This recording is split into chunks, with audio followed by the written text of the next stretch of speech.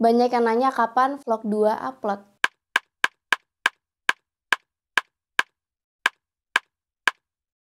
Sabar. Kita akan upload vlog 2 pasti, tapi sebelum itu kita akan mendengarkan kesaksian dari orang-orang yang kita wawancarai waktu penelusuran di Desa Bayu. Karena Desa Bayu adalah desa pertama yang kita datengin.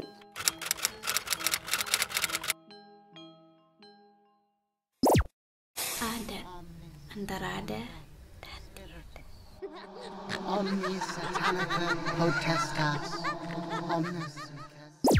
Jadi, kedatangan aku ke Banyuwangi itu kan karena ajakan kolaborasi dari Kabar Misteri, Jak TV, dan juga Captain Ray Memang Horor untuk menelusuri Desa Penari. Nah, di sana aku ngajak tim aku 2 orang, ada Nisa dan Aif. Nisa khusus untuk mewawancarai warga dan juga ngajakin podcast di hari pertama. Aif ikut aku penelusuran.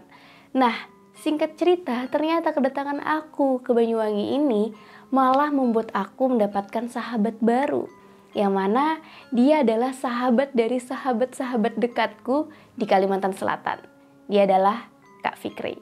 Hai Kak Fikri, terima kasih banyak buat Kak Fikri yang udah ngajak aku ngobrol dan ngasih tahu aku banyak cerita terkait dengan KKN di Desa Bayu yang ternyata mirip dengan KKN di Desa Penari. Bahkan Kak Fikri juga yang mengatakan ada saksi hidup kejadian tersebut. Kak Fikri juga nge-share nih beritanya.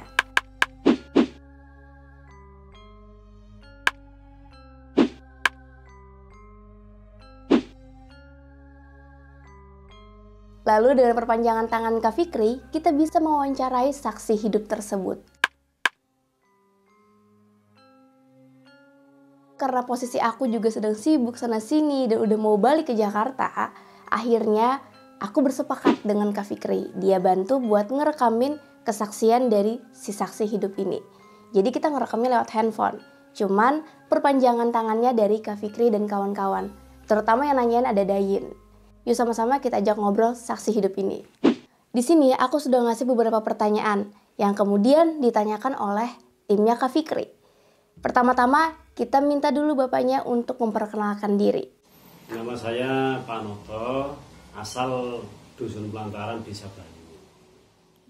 Setelah bapaknya memperkenalkan diri, langsung kita tanyakan.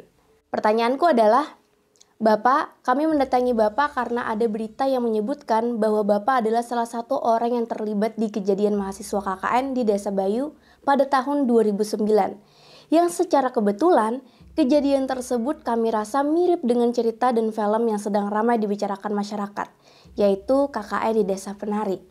Apakah betul Bapak? Jawabannya? Ya, saya kira itu benar. Bahkan sebelum film itu diorbitkan kan memang kejadian itu sudah ada di desa kami. Kemudian aku tanyakan lagi, Bapak saat itu berarti warga Desa Bayu ya? Sejak kapan Bapak menjadi warga di Desa Bayu? Jawaban beliau seperti ini. Ya lahir saya di Desa Bayu, kelahiran sini memang asli daerah Pelantaran Desa Bayu. Pertanyaanku selanjutnya, boleh diceritakan Bapak kejadian yang Bapak ketahui tentang mahasiswa KKN di sana? Jawaban Bapak seperti ini. Awal mula di Desa Bayu itu kedatangan KKN itu 11 orang. 11 orang kegiatannya di sekitar Desa Bayu. Kemudian karena Rawa Bayu itu terkenal, kan penasaran mau ke Rawa Bayu. Hanya semuanya ke Rawa Bayu.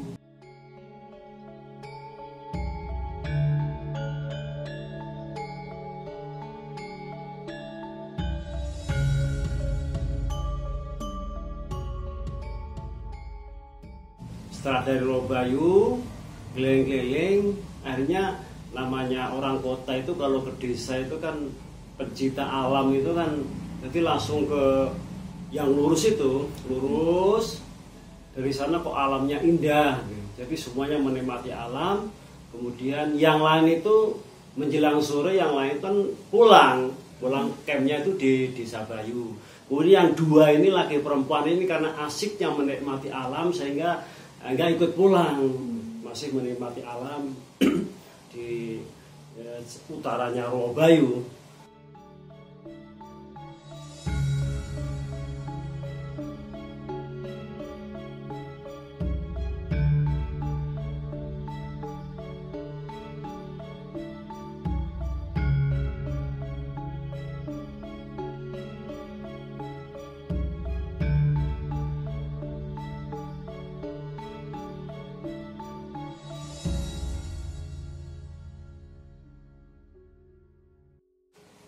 Nah setelah itu merasa mungkin sudah hampir maghrib pulang. Setelah pulang itu di tengah perjalanan itu kan dihampiri orang suruh mampir. Nak dari mana? Saya dari menikmati alam Pak, saya KKN sini. Oh iya, ayo mampir yuk. Mampir, nah setelah mampir itu, ini kan singkat cerita aja ya. Mampir, setelah mampir itu layaknya kayak sebuah kerajaan begitu. Kerajaan ya ada rajanya, ada dayangan kiri yang ngipasi, kemudian ada si naga-naganya, kemudian si berdua tadi mahasiswa berdua tadi disuguhi dengan minuman, makanan, ya suruh makan, kemudian disuguhi tari-tarian, sampai lama situ dihormatilah. Nah setelah lama di situ kemudian pamit pulang. Setelah pamit pulang kan dikasih bekal. Ya sudah, kalau mau pulang saya kasih bekal. Ini bekal barangkali nanti di jalan mau lapar atau gimana. Akhirnya si bekal tadi diambil, kemudian penasaran. Jadi setelah di jalan itu dibuka. Ternyata setelah dibuka itu bukan bekal yang didapatkan, tapi kepala kera kan gitu. Kepala kera ini. Akhirnya kan terkejut. Ini kepala kera. Terus akhirnya kan pikirannya terganggu. Terus yang saya minum di sana itu apa? Yang saya makan di sana itu apa? Penasaran akhirnya. Nah dari situlah muncul, sehingga disimpulkan oleh anak KKN itu desa penarinya di situ. Karena itu tadi dihampirkan orang, disuguhi tari-tarian. Tapi tidak terasa bahwa orang tersebut ya berdua ini masuk dalam halusinasi goib itu tadi. Nggak nyangka kayaknya alam nyata, padahal itu halusinasi goib. Ya ketemunya atau sadarnya itu ketika dikasih bekal dibuka di jalan. Kok kepala kera, akhirnya terganggu. Berarti yang saya makan tadi apa? Yang saya minum apa? Gitu. Terus tarian tadi dari mana? Itu baru sadar. Kemudian pulang ke camp Desa Bayu, diceritakanlah kepada teman-temannya gitu. Jadi saya itu dapat cerita dari teman-temannya itu. Gitu. Terus si KKN tadi kan akhirnya kan yang berdua ini kan sakit, terus akhirnya sebenarnya belum selesai, KKN itu belum selesai. Jadi karena sakit kemudian minta pulang lah gitu. Jadi sama-sama pulang wes akhirnya. Pulang. Setelah pulang ya terakhir waktu saya yang doai waktu kenal pamit itu ya pulang. Biasa kan setiap KKN saya yang doai ya pulang. Terus sekitar 2 bulan lebih itu ada berita lagi katanya yang 2 ini meninggal. Sekitar 2 bulan lebih lah meninggal, ada berita lagi meninggal. Ya sekilas ceritanya ya begitu itu ya.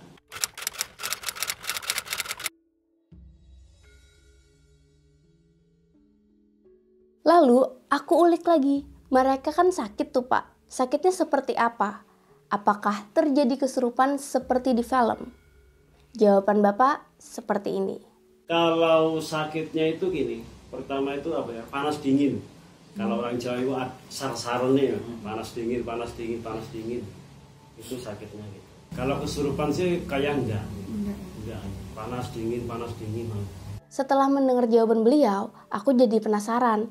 Dari siapakah Bapak mendapatkan kabar kedua mahasiswa itu meninggal dunia? Apakah dari sumber yang dipercaya? Misalkan teman mereka. Jawabannya adalah seperti ini. Dari temannya. Cuman sekarang kan nomornya kan hilang. Karena sudah lama kan nggak aktif hilang. Sedang HP saya, nomor saya ganti, terus akhirnya hilang. Terus yang satu lagi yang saya penasaran.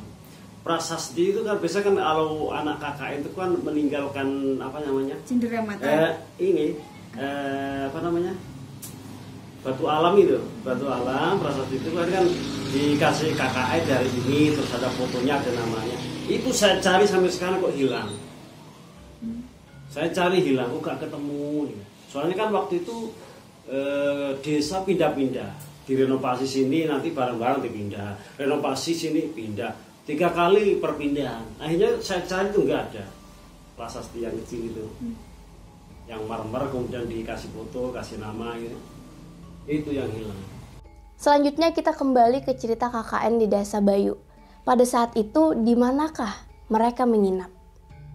Jawabannya ini. Di desa. Di balai desa. Iya, di sebelah pojok. Di dusun Pelantaran. Iya, Desa Bayu. Balai desa. Pertanyaanku selanjutnya adalah, apakah Bapak mengingat proker yang mereka kerjakan pada saat itu dan di sekitaran mana wilayahnya? Apakah di Desa Bayu sekarang atau di Kampung Hilang di dekat pemakaman? Jawabannya seperti ini. Waktu itu kayaknya kerjanya itu sosial. Masalah sosial terus. Maksudnya enggak ke bangunan, itu enggak sosial. Itu sosial ke masyarakat, penyuluhan gitu. Suatu contoh misalkan penyuluhan ya pemuda atau narkoba, semacam itulah. Selanjutnya, pertanyaanku adalah, kami mendapat narasumber yang mengatakan tadinya ada pemukiman di dekat pemakaman dekat hutan. Apakah itu tempat proker mahasiswa KKN di Desa Bayu? Dan jawaban bapaknya seperti ini. Cuman sana itu kan apa istilahnya, refreshing itu ya. Sana itu jalan-jalan pecinta alam lah, PA kalau sekarang itu begitu. Ya, yang dikunjungi itu kan termasuk kampung mati dulunya. Darungan itu kampung mati. Dulunya perkebunan itu kan waktu ramai terjadi terdiri dari berapa sub kan, sub kantor istilahnya. Kalau bahasa Belandanya mungkin abdeling. Nah, kalau dari perkebunan Bayulor itu yang sebelah utara itu ada Kampung Sebani. Terus ke barat lagi Kampung Bujuk. Terus yang mojok lagi ada namanya Lempijen, ada Arjosari, ada Darungan itu tadi. Nah sekarang semuanya itu kampung mati sekarang, nggak ada penghuninya. Karena setiap sudah pensiun dari perkebunan itu harus pindah ke kampung. Akhirnya sub atau abdeling kantor itu mati, tidak ada penghuninya sampai sekarang. Yang di KKN yang kesana itu di Kampung Darungan itu. Darungan. Sekarang jadi kampung mati udah, nggak ada penghuninya. Setelah banyak cerita, aku masih mengulik nih. Kutanyakan lagi ke bapaknya. Kejadian itu di tahun 2009. Sekarang sudah tahun 2002. Menurut Bapak, bagaimana perbedaan suasana desa pada saat itu? Misal, pada saat itu apakah rumah di Desa Bayu sudah beton seperti sekarang? Seperti yang aku lihat waktu ke sana. Lalu jalan dari kota Banyuwangi apakah sudah beraspal atau belum? Jawaban Bapak seperti ini. 2009 kayaknya sudah beraspal, tapi ya rusak aspalnya. Kalau dari desa ke itu tadi Kampung Darungan, kejadian itu tidak ada aspal. Bahkan sampai sekarang pun tidak ada aspal. Kalau dari Kentangan ke sana itu tidak ada aspal. Ke Bayulor itu perkebunan tidak ada aspal. Atau ke Robayu terus yang lurus itu tidak ada aspal. Terus rumah-rumah itu udah pakai beton, tembok apa gitu? Jarang waktu itu. Jarang pakai besi. Kadang yang tembok tapi nggak pakai besi. Cuma yang biasa semi permanen, istilahnya semi permanen. Pertanyaan selanjutnya. Setahu Bapak, apakah kejadian yang menimpa mahasiswa KKN di Desa Bayu itu sama dengan di film? Yaitu karena adanya sosok makhluk gaib yang meminta tumbal untuk menjadi penari di bangsa mereka. Jawaban bapaknya seperti ini. Kalau minta tumbal sih kayaknya enggak. Cuman namanya tempat itu kan beda-beda. Kadang tempat itu banyak penghuninya makhluk halus, kadang enggak. Jadi kebetulan kalau daerah Darungan, sekitarnya Bujuk, Lempijen, ini memang tempatnya angker. Jadi setiap orang ke sana itu ya enggak semua ditemui gitu. Enggak semua ditemui. Jadi ya kejadian-kejadian yang aneh itu sampai sekarang ada di sana. Pertanyaan selanjutnya. Selama Bapak menjadi warga Desa Bayu, apakah Bapak pernah mendengar mitos mengenai desa gaib? Atau ada sosok yang dianggap berkaitan dengan penunggu hutan dan wilayahnya? Jawaban bapaknya seperti ini. Ya kalau penunggu hutan itu semua hutan ada yang nunggu. Jelas itu sih. Sebabnya ada makhluk yang wujud seperti kita, juga ada makhluk yang halus, gaib itu pasti ada, di mana-mana ada. Jadi kalau orang namanya bangunan tidak penghuni atau hutan yang jarang dimasuki orang, itu pasti ada penghuninya, itu pasti ada. Apakah Bapak pernah mendengar mitos mengenai desa gaib? Ya pernah juga. Tapi kan alamnya kan sudah berbeda, alamnya sama alam jin sama alam kita itu berbeda. Kita percaya bahwa gaib itu pasti ada. Seperti gimana kayak gitu Pak, mitos-mitosnya? Ya kayak ya contohnya itu kadang kan kalau kita ke suatu tempat yang sunyi gitu itu kan kadang suatu contoh kita kan merinding kadang merinding, itu berarti menandakan di situ tuh ada sesuatu yang gaib. Atau kalau punya kelebihan, misalnya ke indera keenam, itu kadang menyapa gitu, tahu gitu. Sama-sama tahu kalau punya indera keenam. Jadi manusia kalau punya indera keenam tahu, di situ tahu. Kadang sama-sama terkejut gitu. Kalau yang punya indera keenam, kok itu tahu sama saya, sebaliknya kok saya tahu sama sana gitu. Itu terkejut. Itu kalau punya indera keenam pasti gitu. Selanjutnya, yang jadi sorotan aku adalah budaya tari-tarian yang menjadi nama Desa Penari. Lalu kita tanyakan kepada Bapak, apakah di Desa Bayu ada kebiasaan atau budaya tari-tarian? Jawaban Bapaknya seperti ini. Budaya tari-tarian kalau Desa Bayu gimana? Kayaknya enggak ya. Enggak Desa Bayu. Selanjutnya adalah mitos mengenai gamelan. Kutanyakan ke Bapaknya, apakah di Desa Bayu sebenarnya ada mitos di daerah hutan bisa terdengar gamelan? Apakah ada cerita dari warga yang pernah mengalami hal tersebut? Bapaknya menjawab seperti ini. Kadang-kadang ya, biasanya malam Jumat, tapi nggak semua orang kedengaran. Orang kayak orang tertentu. Di Darungan itu kadang ada kotekan, ada gamelan, kayak layaknya wayang itu ya, wayang. Warga kadang cerita begitu, tapi nggak semua orang gitu. Kadang malamnya tertentu malam Jumat gitu. Lalu dengan adanya cerita KKN di Desa Bayu yang ternyata mirip dengan KKN di Desa Penari, yang ingin aku tanyakan kepada Bapak adalah apa sekiranya yang jadi pesan Bapak dengan adanya kejadian mahasiswa KKN yang ada di Desa Bayu? Apakah ada pesan khusus bagi orang yang ingin datang ke desa ini? Bapaknya menjawab seperti ini. Ya pesan kami ya, kalau ada orang jauh bukan warga Bayu atau warga Bayu yang ke hutan di sekitar wilayah Desa Bayu, itu jangan kosong lah hatinya. Kalau kita itu beragama Islam, ya minimal kita itu baca salawat lah, ya baca bismillah, apa saja yang dipisahkan, yang kita bisa dibaca. Istilah itu pamit, kulon wun kalau orang Jawa. Kalau agama lain selain Islam, ya menurut keyakinannya, pokoknya jangan kosong lah. Nah, pertanyaan aku terakhir ini adalah terkait dengan Desa Bayu yang akhirnya membuka diri ke publik, yang diawali dengan pernyataan video Bapak Erick Thohir bersama Bapak Sudirman. Dan semenjak video itu muncul ke publik, itu berita-berita banyak banget yang mengatakan bahwa Desa Bayu adalah desa penari. Nah, karena hal itu juga akhirnya kami berangkat ke Desa Bayu untuk mencari kebenarannya. Yang menjadi pertanyaanku adalah apa harapan Bapaknya setelah Desa Bayu itu go public kepada orang-orang di Indonesia dan mengakui bahwa di Desa Bayu ada kejadian yang mirip dengan KKN di Desa Penari. Walaupun belum terkonfirmasi apakah itu kejadian yang sama atau hanya kebetulan semata. Apa harapan Bapak untuk itu? Jadi begini, sebetulnya kami sendiri tidak ingin mengungkap gitu. Mulai dulu kan sudah biasa kan, tidak tener, tidak viral lah.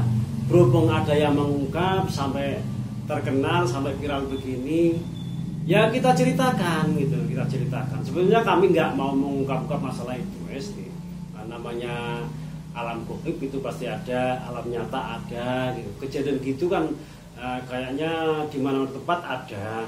Kebetulan yang diceritakan yang viral itu Desa Bayu, Desa Penari yaitu di Darungan.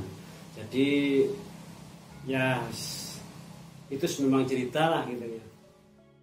Oke, itu tadi obrolan kita dengan Bapak yang disebut Kak Fikri sebagai saksi hidup. Kalau kalian udah nonton sampai sini, apakah sudah bisa melihat gambaran atau sudah bisa mengambil kesimpulan? Kalau dari kami, belum. Jadi harus tonton lagi vlog selanjutnya dan podcast selanjutnya dari saksi-saksi yang berkaitan dengan Desa Penari. Apakah benar-benar di desa mereka dari 5 desa yang kita datangi? Perjalanan kita masih panjang ya guys, karena aku di sana sekitar 5 hari dan masih ada video-video yang akan aku upload, video podcast, video vlog, dan di video terakhir, episode terakhir, di sana nanti akan ada kesimpulan desa mana yang kemiripannya, kecocokannya paling tinggi dengan KKN di Desa Penari. Apakah kita sama kesimpulannya atau justru kita berbeda? Jadi make sure kamu harus nonton semuanya. Sampai jumpa di episode selanjutnya.